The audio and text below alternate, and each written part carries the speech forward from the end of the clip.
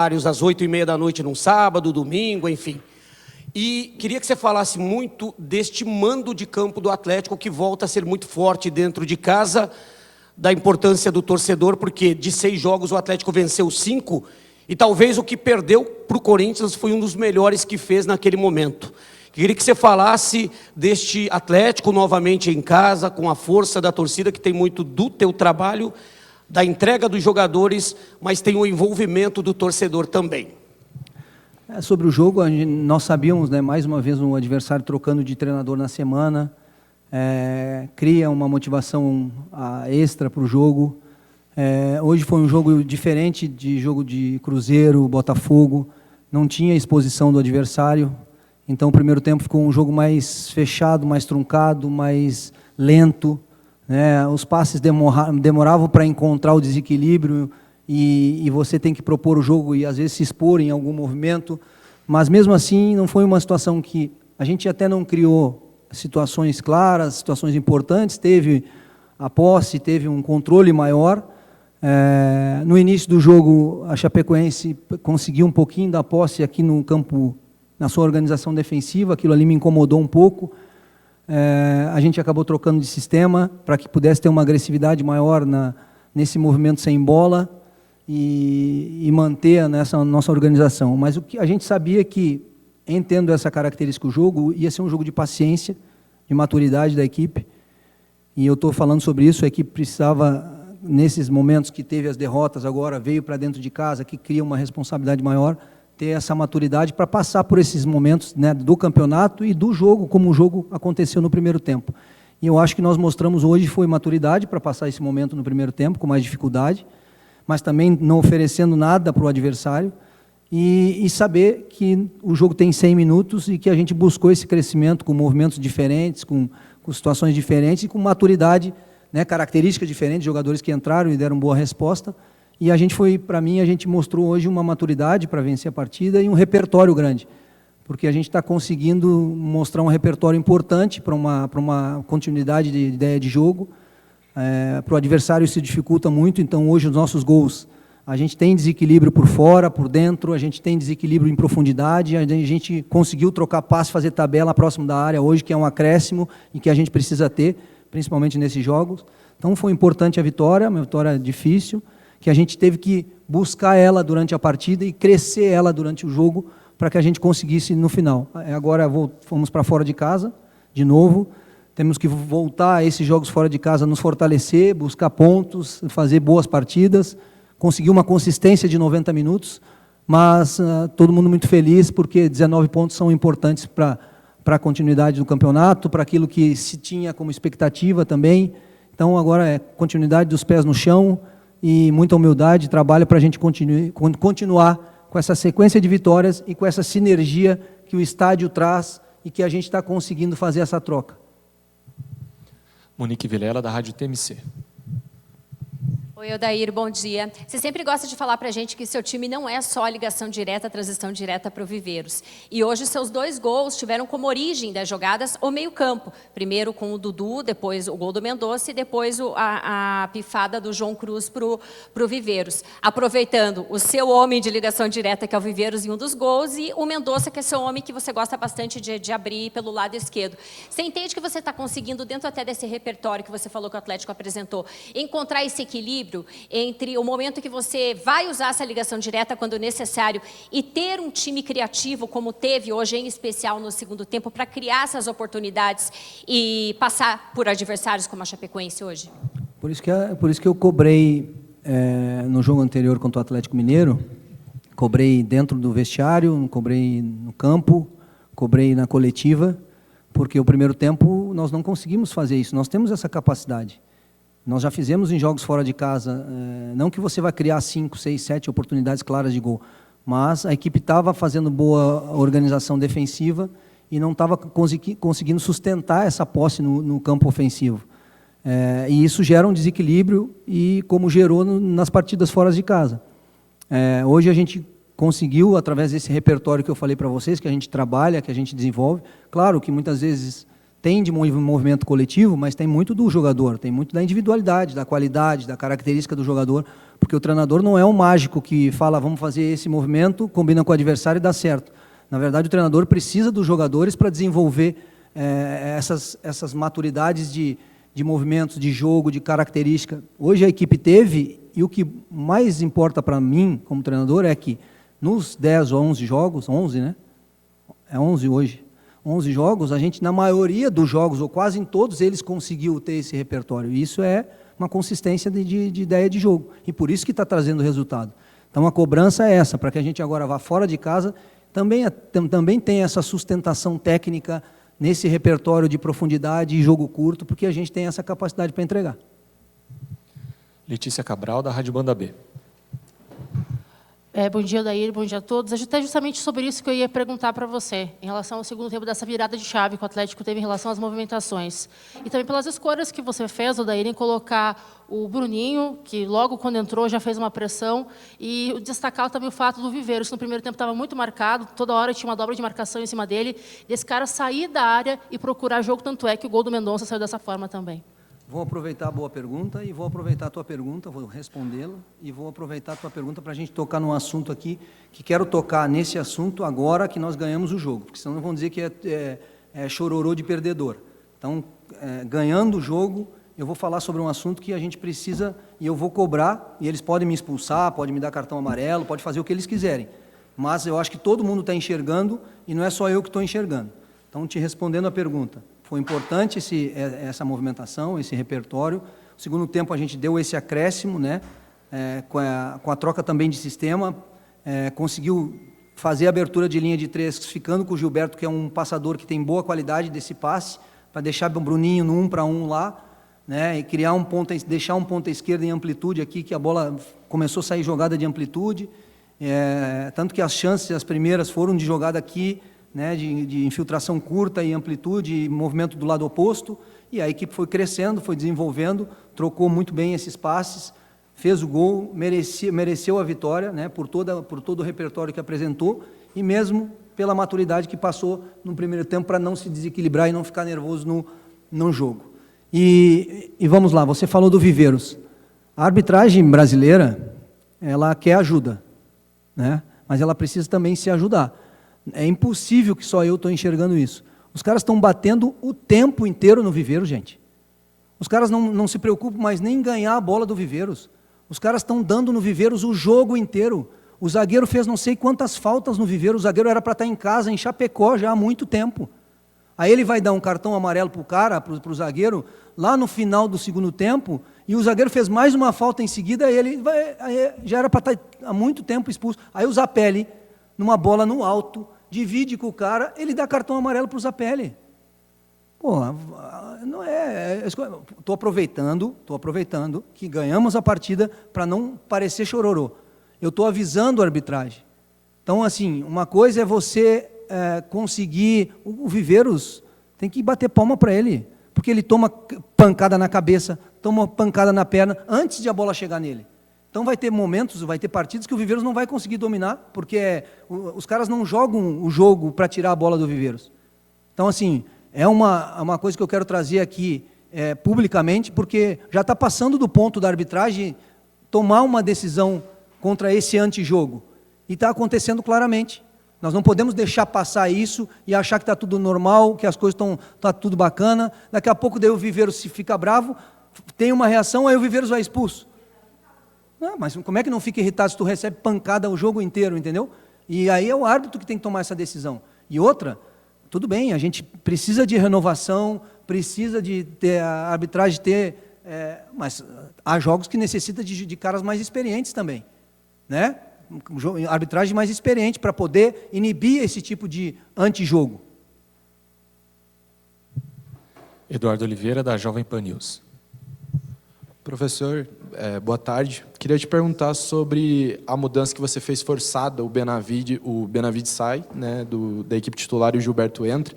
Queria que você falasse um pouco mais sobre o Gilberto, a característica que ele dá na equipe do Atlético, também um bom cobrador de bola parada, e o que o Atlético muda em relação ao Benavides quando o Gilberto joga.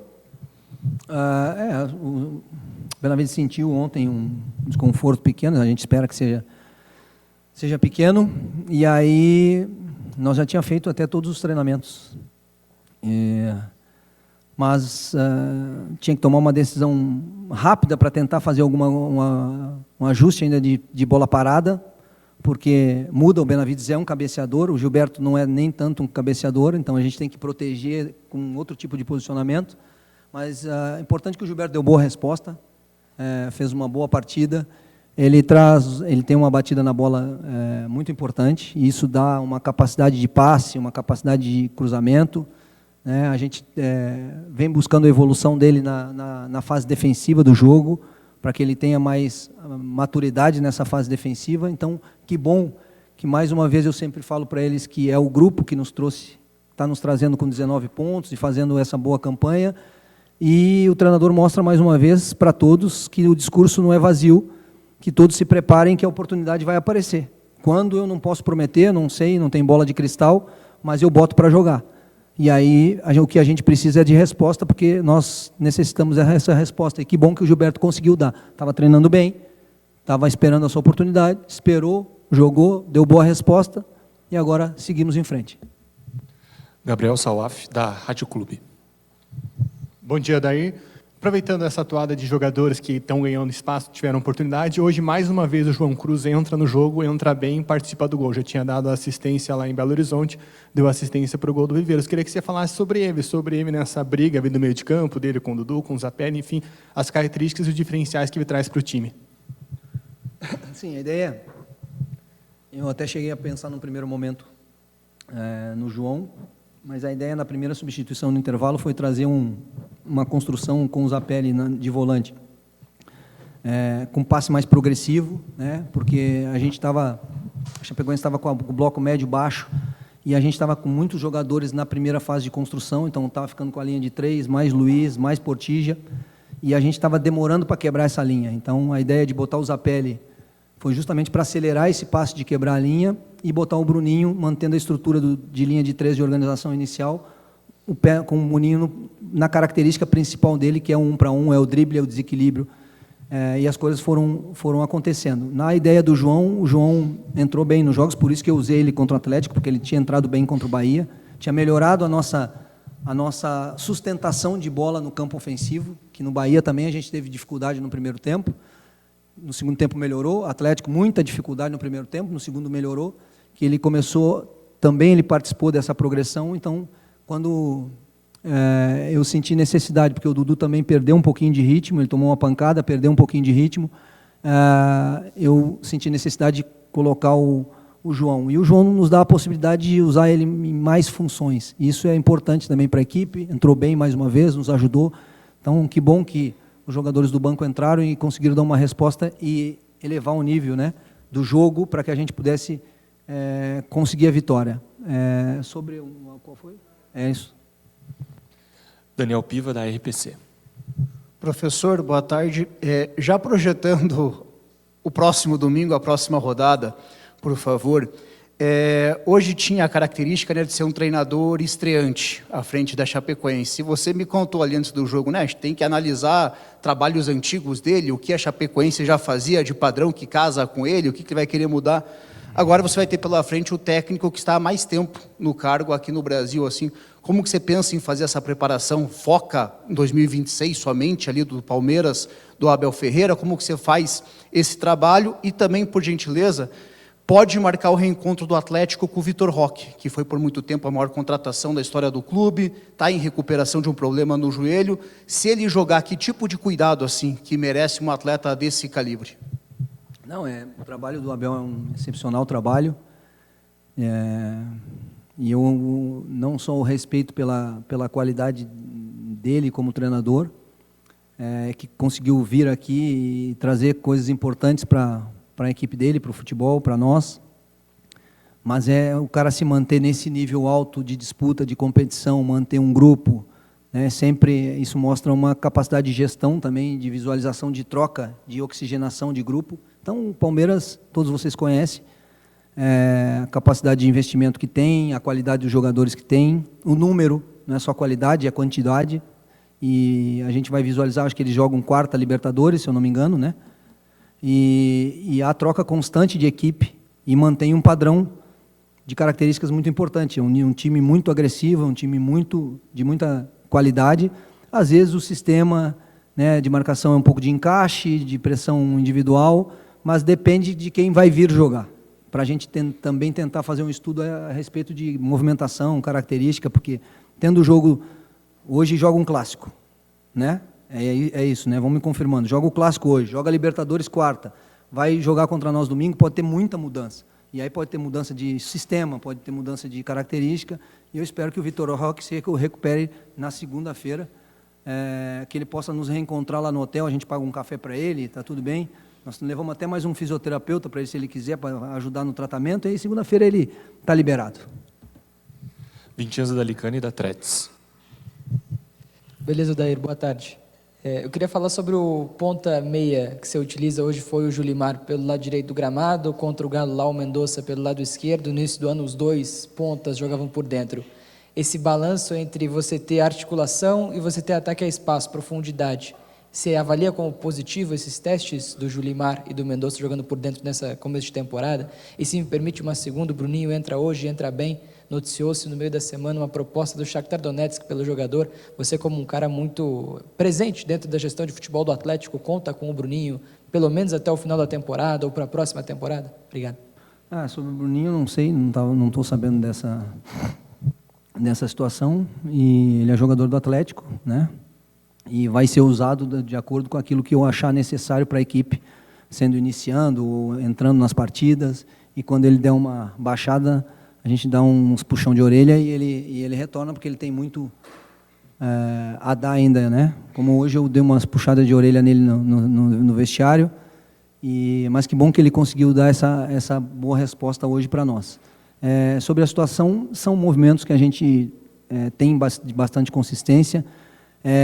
Hoje eu tinha um torcedor, eu até vou puxar esse assunto, porque vai de acordo com aquilo que tu me falou. Tinha um torcedor que dizia assim: Papito, tem um meia. Eu falei: fala com o Petralha, né? Brincando com ele, para tirar ele do foco. Mas assim, vamos nós agora analisar taticamente o jogo. O meia da Chapecoense entrou no segundo tempo e não tocou na bola. Por quê? Porque hoje o meia, aquele meia clássico, ele está com muita dificuldade, porque as linhas estão muito próximas, muito compactas. Aquele jogo entre linhas para o meia, só fazendo aquele movimento de pé, tem sido mais difícil. Tem. E aí o cara tem que ser de altíssimo nível para dominar numa fase de pressão, numa fase de equilíbrio, não é para todo mundo. Então, nem sempre todos os times têm esses jogadores à disposição. Então, você precisa criar alternativas para respeitar características dos jogadores que a gente tem e que estão nos dando resposta para que a gente possa criar as ações ofensivas. Então, esses jogadores especificamente, o Julimar mais um pouco do que o Viveiros, entre linhas, o Viveiros é um cara de profundidade, é um cara de atacar espaço, tem a sua capacidade. O Mendonça já foi um jogador de característica de X1 como o Bruninho. Hoje ele é um jogador mais de espaço, mais de movimento, e o Julimar pode dar, se formando um segundo atacante, porque ele tem imposição de movimento de área, e a gente precisa, porque não dá para ficar só jogador fazendo movimento para trás. Nós precisamos de movimento de jogadores que façam movimento para dentro. Por isso que muitas vezes a opção por Dudu, que dá uma característica de movimento, de dinâmica, e Julimar, que dá uma característica de entrar na área, de pisar na área, porque a gente também tem essa carência, entendeu? Então, tem acontecido a continuidade, as vitórias, os bons jogos e os bons movimentos vai dando mais confiança ainda para que a gente consiga continuar. E, claro, cada vez mais buscando alternativa também para, quando não acontecer, oportunizar outros jogadores, ver outra característica nesse movimento para a gente ficar cada vez mais com opção. Última pergunta do Vinícius Cordeiro, do 12 Esportes.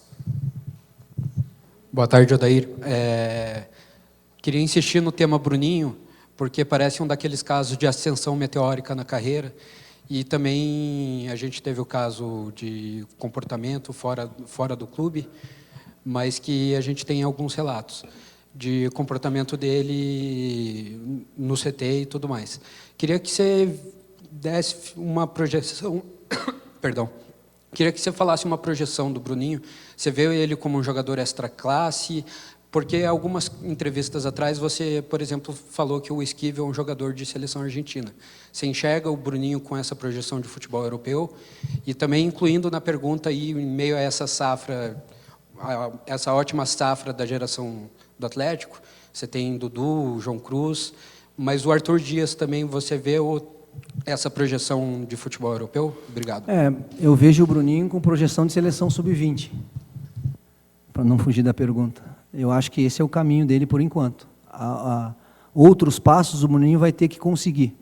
Ele vai ter que buscar com o seu comportamento, com o seu talento, com o seu esforço, trabalho.